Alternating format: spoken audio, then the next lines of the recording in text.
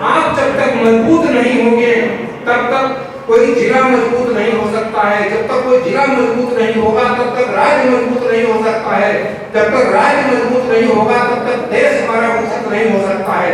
इसलिए आपको ये एहसास करना होगा कि आप नींव हैं। आप अगर अपनी जिम्मेवारियों का निर्वहन नहीं करेंगे तो आप केवल दूसरों को कोसते रहेंगे तो समाधान नहीं निकलेगा। इसलिए आप लोगों को ये बताने बुलाया गया है कि आपको अपनी जिम्मेवारी समझनी होगी और सिर्फ शिकायत कर देने से मामला खत्म नहीं होगा। आपको अपने पंचायत के लोगों को भी प्रेरित करना होगा कि वो शिकायत करें, क्योंकि सरकार चाहे केंद्र की हो या राज्य की हो, केंद्र और राज्य की सरकारें योजनाएं बना सकती हैं। योजनाएं लागू कौन करेगा? ये अधिकारी करेगा। अधिकारी कौन है?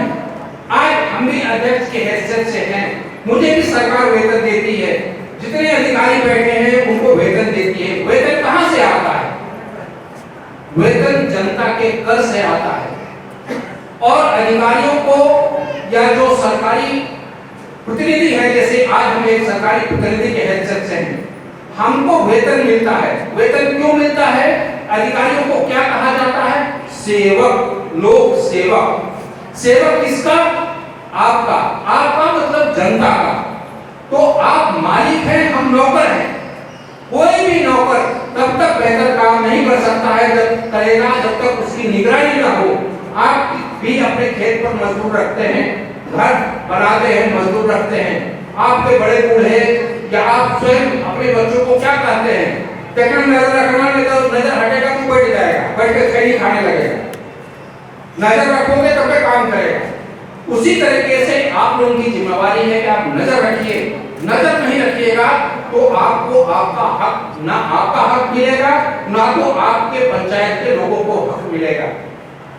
मैंने ये बात शुरुआती तौर पर आपको ये बताने के लिए मैंने ये बात कही कि आपको बुलाया क्यों गया है। दूसरा, एक बड़ी तकलीफ के साथ एक जानकारी दे रहा हूं कि जैसे मैं अभी सूची देख रहा था जिसमें उपस्थित हुए हैं 92। विराजभर के हर जिलों में हमने कार्यक्रम किया और सबसे कम उपस्थिति यहाँ है। मैं ये नहीं कह रहा हूँ कि जो मुखिया नहीं आए हैं उन्होंने गलत किया है। मैं हर चीज को सकारात्मक तरीके से देखता हूँ। मैं ये मान रहा हूँ कि हो सकता है अधिकतर मुखिया इसलिए नहीं आए होंगे कि उनको ये लगा होगा कि जाएंगे भाषण सुनेंगे, भाषण सुनने से क्या होगा, कुछ चीजें सुधरनी तो है नहीं।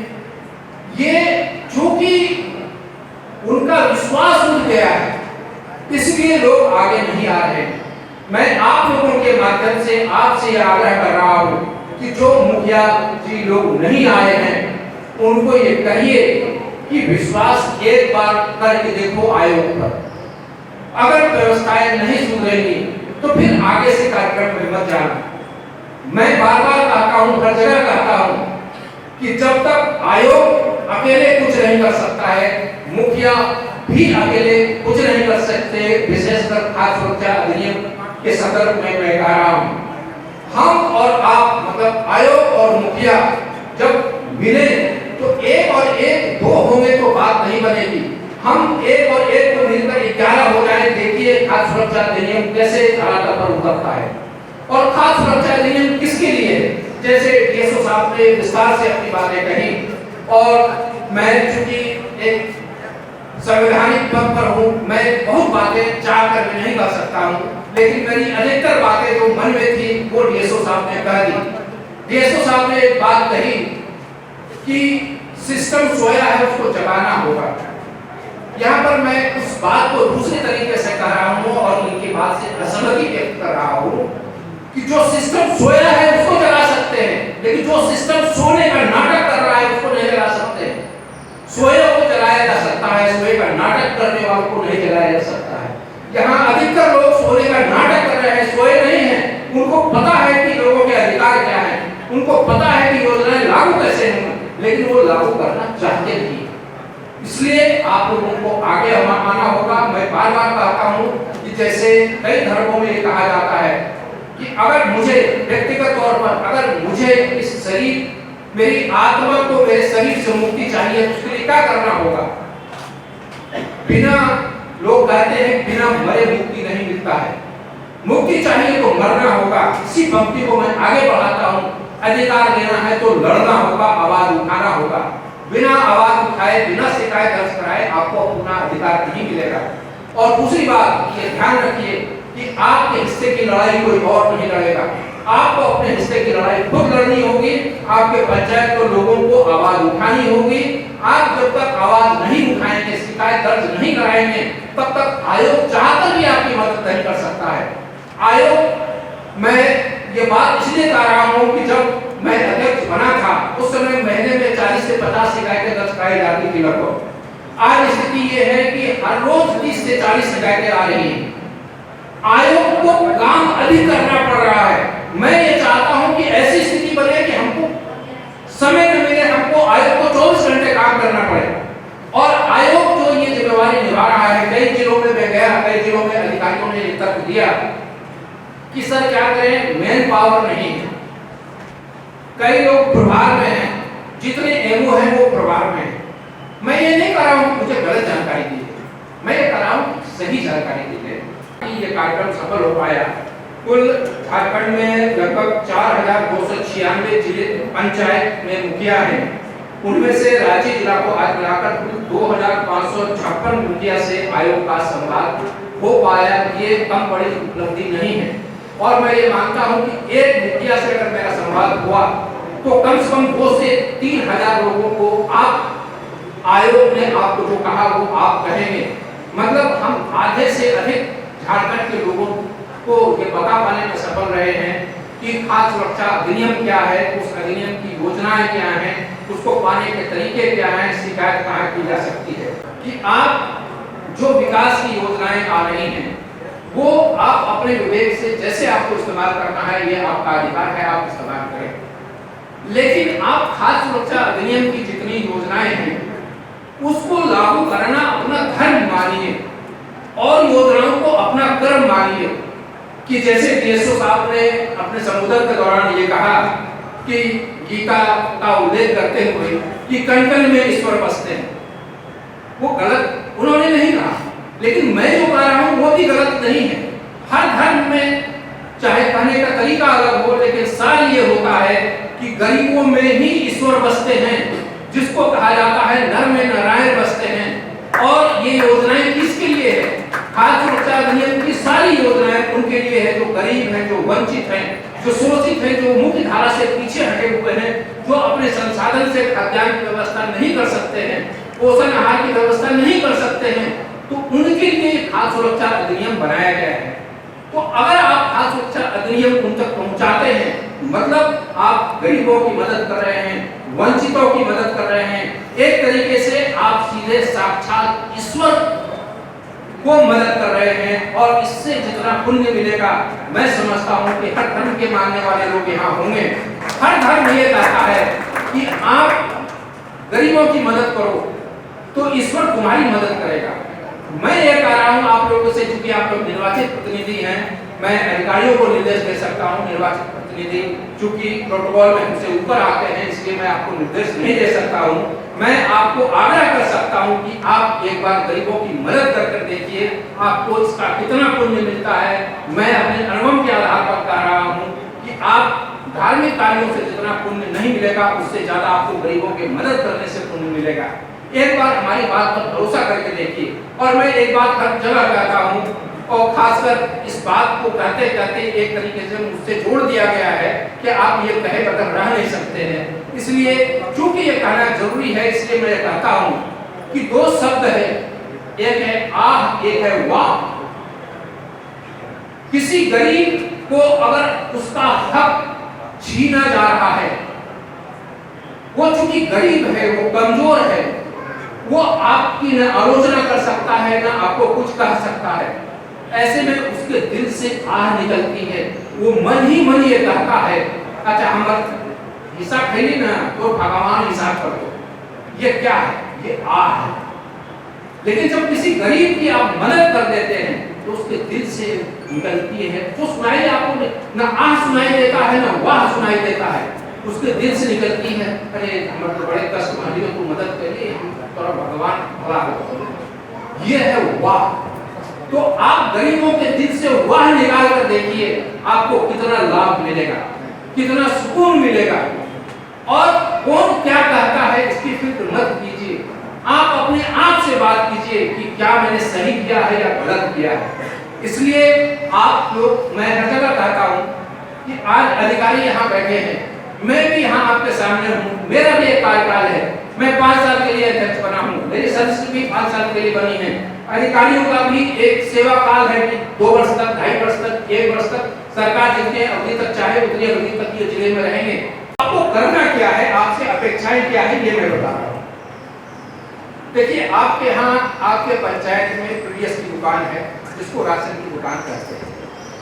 ये विभाग का प्रावधान है कि हर राशन दुकान के बाहर एक सूचना पट होगा, एक बोर्ड होगा, जिसमें पूरा विवरण लिखा होना चाहिए कि कब स्टॉक आया, कितना स्टॉक आया, एवाई कितने कार्ड खाली हैं, पीएच कितने कार्ड खाली हैं, तमाम ग्रीन कार्ड खाली कितने हैं, तमाम विवरण लिखा होगा, कितने को बांटा गया, कितने का अवशेष है, सारी जानकारी लिखी होनी चाहिए।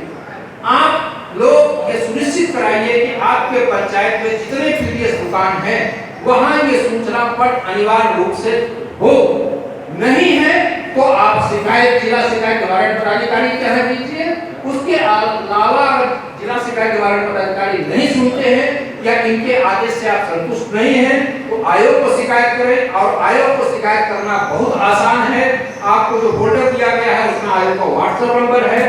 आप उस डीलर का विवरण फोटो खींच लीजिए कि उसने सूचना पट नहीं लगाया है, आयोग को भेज दीजिए। उसके बाद आयोग क्या कार्रवाई करता है उसकी प्रतीक्षा कीजिए।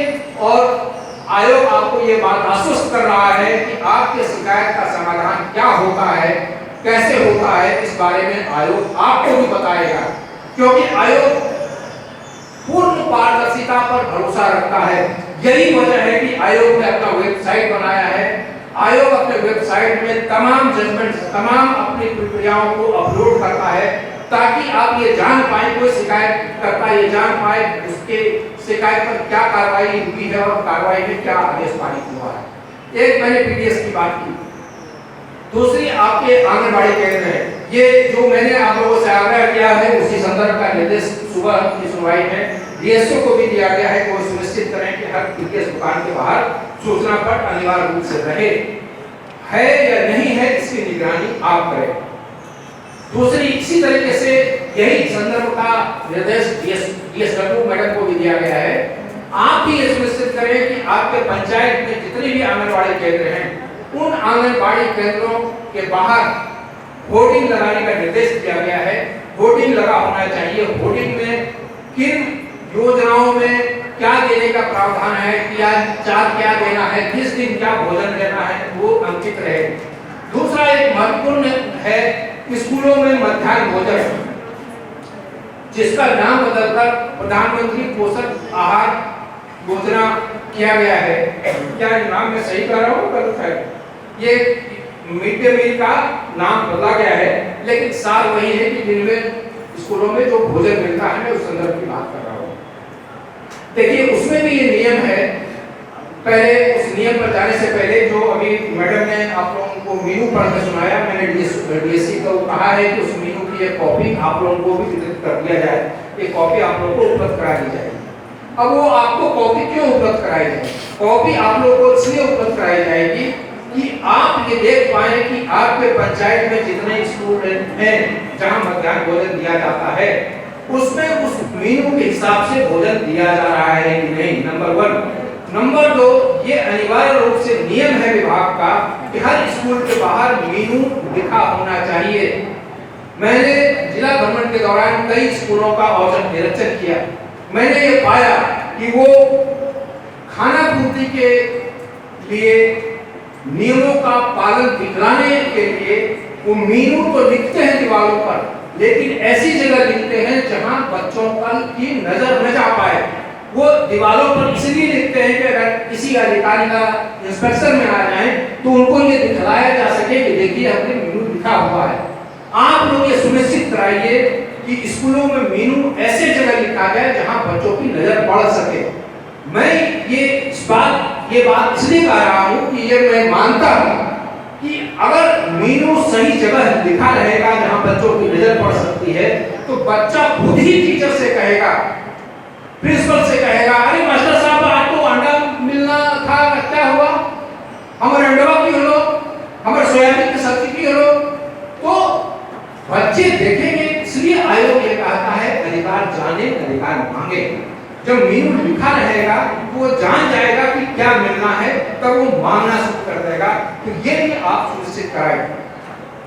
दूसरी, जैसा चूंकि डीएसओ साहब ने स्वयं स्वीकार कर ली अपनी सारी गलतियां, इसीलिए मैं बहुत सख्ती नहीं दिखा रहा हूँ ये, लेकिन फिर भी जो हकीकत है वो मुझे कहना होगा।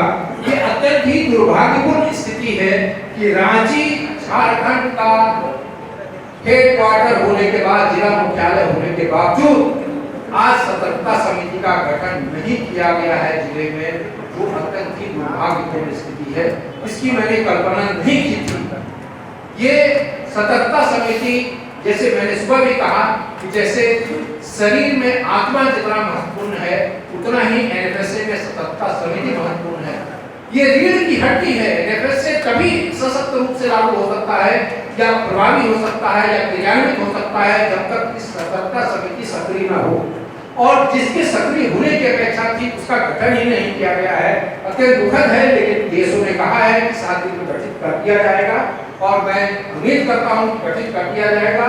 और अगर गठन नहीं होगा तो आयोग नहीं चाहने के बावजूद डीएसओ के खिलाफ कार्रवाई करने को बाध्य होगा।